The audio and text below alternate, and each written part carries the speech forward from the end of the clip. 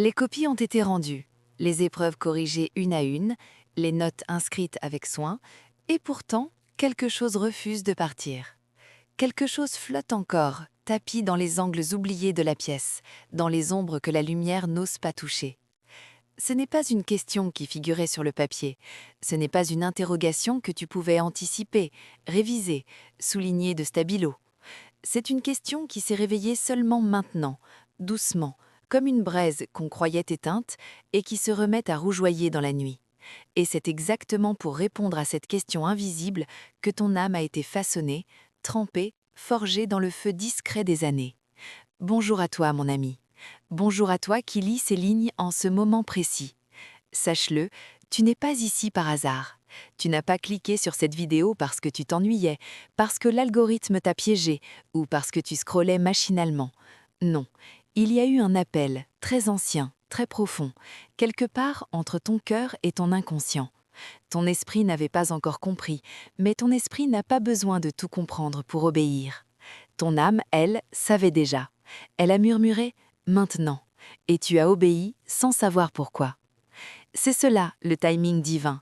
Il ne demande pas la permission à la logique, il ne consulte pas ton agenda, il ne s'excuse pas d'arriver en retard ou trop tôt selon tes critères humains.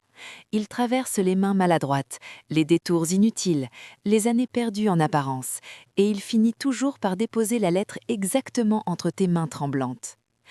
Parlons sans filtre, sans métaphores inutiles, sans maquillage. Tu es passé par là. Pas les petites galères du quotidien que tout le monde traverse et dont on rit ensuite autour d'un café.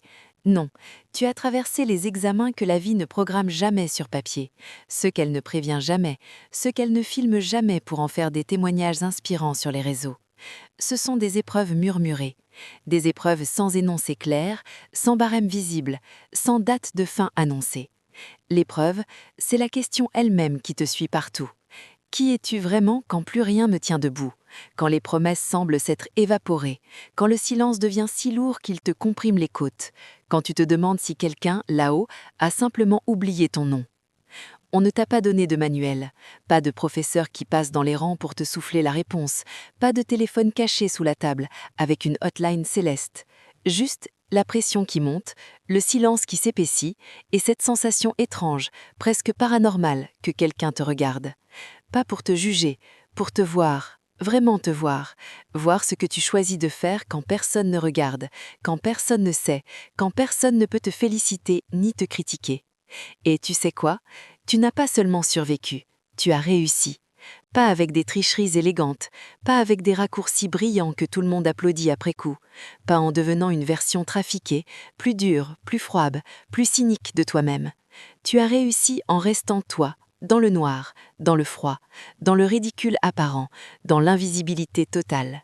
C'était une épreuve privée, une épreuve sans public, sans story Instagram pour documenter ta résilience, sans message vocal de 10 minutes pour expliquer à tes amis à quel point tu souffres noblement.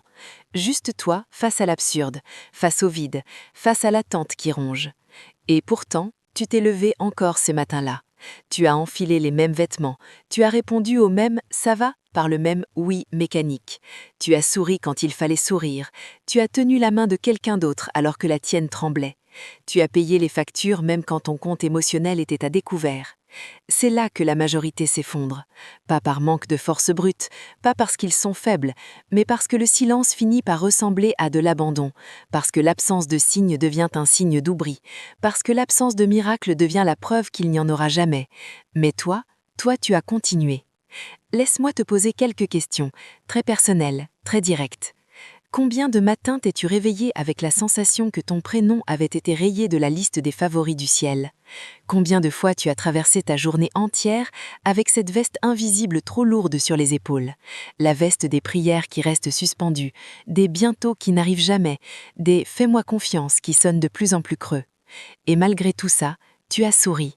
Pas le sourire Instagram parfait, pas le sourire de façade, le sourire de celui qui sait que s'il s'arrête maintenant, il ne se relèvera peut-être plus jamais et qui choisit quand même de continuer.